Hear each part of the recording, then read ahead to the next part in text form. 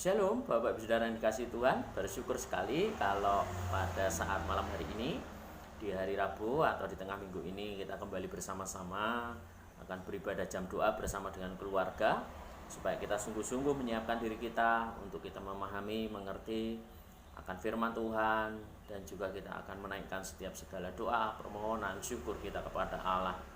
Mari sebelum kita berdoa, bersyafaat, kita akan mendengar kebenaran firman Tuhan sebagai landasan kehidupan kita. Mari kita bersatu dalam doa. Bapa Surgawi, kami bersyukur kepadamu Tuhan saat malam hari ini. Kau persatukan kami di dalam kasih-Mu. Kami rindu Tuhan Kau urapi, sehingga kami sungguh-sungguh mengerti akan kebenaran firman Tuhan sebagai dasar atau pedoman bagi kehidupan kami untuk hidup berkelimpahan dan menerima tuntunan daripadamu. Hanya di dalam nama Tuhan Yesus Kristus kami berdoa. Haleluya. Amin. Bapak Ibu Saudara yang kasih Tuhan, mari kita bersama-sama membuka Alkitab kita di dalam 2 Tawarikh pasal yang ke-18 ayat yang ke-31. Saya ulangi, 2 Tawarikh 18 ayat 31. Demikian firman Tuhan. Segera sesudah para panglima pasukan kereta itu melihat Yosafat, mereka berkata, "Itu Raja Israel." Lalu mereka mengepung dia untuk menyerang dia. Tetapi Yosafat berteriak dan Tuhan menolongnya. Allah membujuk mereka pergi daripadanya. Haleluya, puji Tuhan. Bapak Ibu Saudara yang kasih Tuhan, dalam kisah kehidupan Raja Yosafat ini luar biasa. Jadi pada saat itu Raja Yosafat bekerja sama dengan Raja Ahab. Raja Yosafat adalah Raja Yehuda dan Ahab adalah Raja Israel. Itu sebetulnya sama-sama itu dulu satu kerajaan yang terpecah menjadi dua. Dan Yosafat menjadi besan dari Raja Ahab. Dan ketika mereka bertemu, Raja Ahab mengajak Yosafat untuk menyerang Ramot Gilead. Ya, Ramot Gilead. Oleh karena itu, mereka akhirnya bersepakat untuk bisa menyerang atau melawan Ramot Gilead. Dan sebelum mereka melakukan itu, Ahab pun memanggil nabi-nabi, sebanyak 400 nabi. Ketika mereka bicara, semuanya menyenangkan di telinga, menyenangkan hati, karena mereka berbicara, seranglah Ramot Gilead, engkau akan mendapatkan kemenangan. Dan semuanya serba keberuntungan yang disampaikan oleh 400 nabi itu.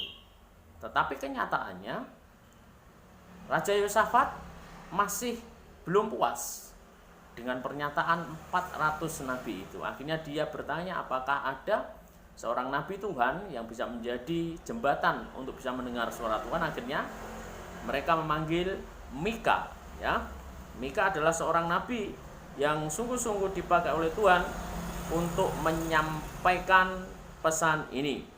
Nah,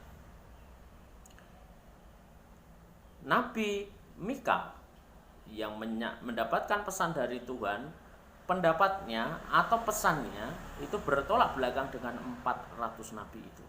Dan pada akhirnya, dalam garis besarnya, akhirnya justru Mika ini yang berbicara kebalikan dari 400 nabi, bahwa Raja Ahab akan mati dalam peperangan itu, tetapi mereka tetap mengerjakan maju melawan. Padahal yang disampaikan Mika bahwa orang Israel semuanya akan kocar-kacir dan kalah.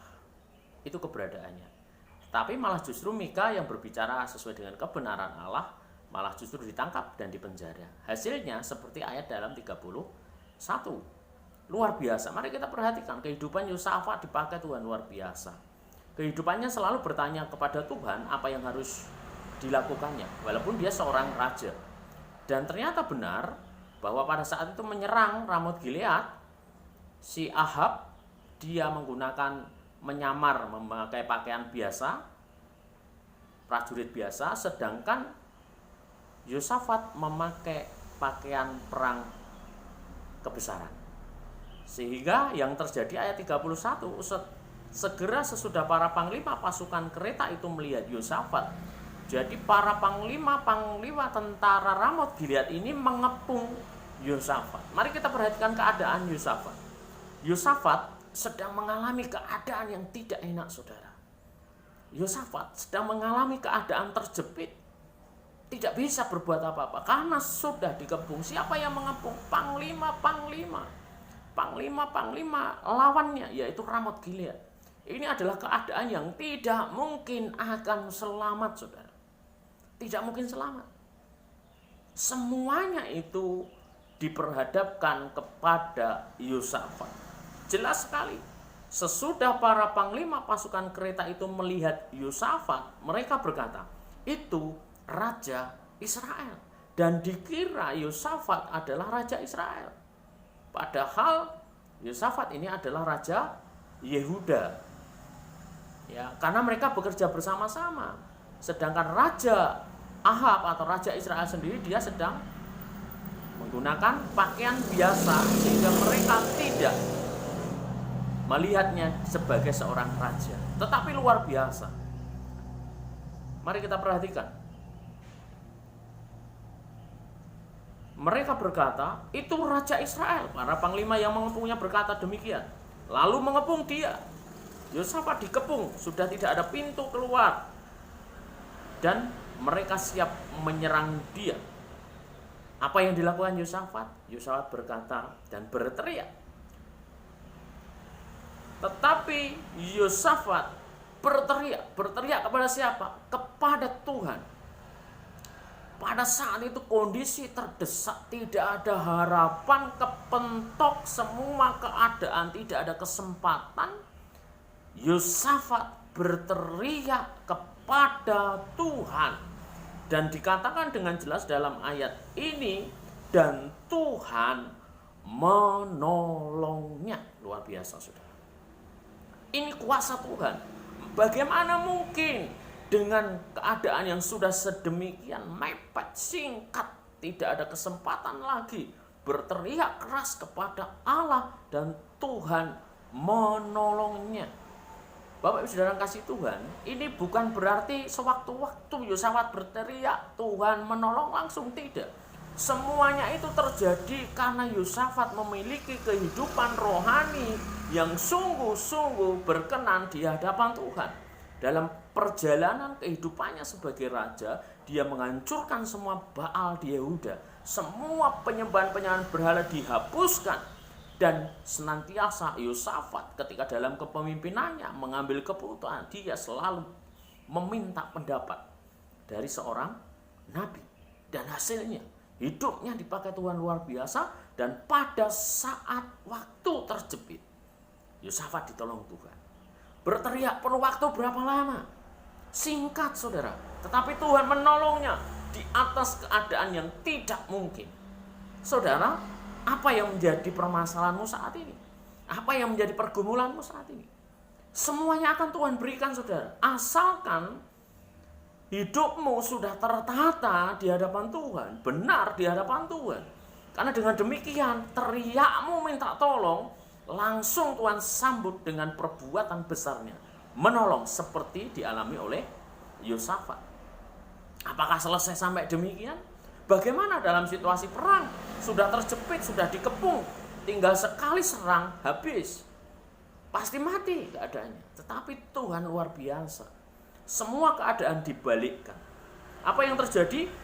Allah membujuk mereka pergi daripadanya. Namanya perang, dan tahu itu adalah lawan. Meskipun tidak penting dia itu raja atau bukan, tetapi dia tetap lawan. Yang namanya peperangan pasti juga akan diserang. Tetapi anehnya, kenyataannya Yosafat tidak mengalami itu, saudara. Artinya apa? Kemustahilan bisa selesai. Ini yang dimaksud, saudara. Ketika kita sungguh-sungguh hidup benar di hadapan Tuhan, engkau minta akan diberi. Tetapi ketika engkau minta, Tuhan tidak beri-beri. Sudah berkali-kali minta, kok Tuhan tidak beri? Apakah kita lalu marah dengan Tuhan? Kita berhenti berdoa? Justru kita bertanya, apakah memang ini kehendak Tuhan? Apakah memang hidupku sudah berkenan di hadapan Tuhan? Sayangnya Tuhan tidak pernah memberikan spelling itu. Engkau hidupmu tidak benar, ya tidak apa-apalah, sementara ini tak kasih berkat dulu, tak kasih solusi dulu. Tidak seperti itu, saudara. Karena setiap orang yang dekat kepada Tuhan pasti akan melihat kemuliaan Tuhan dalam segala situasi.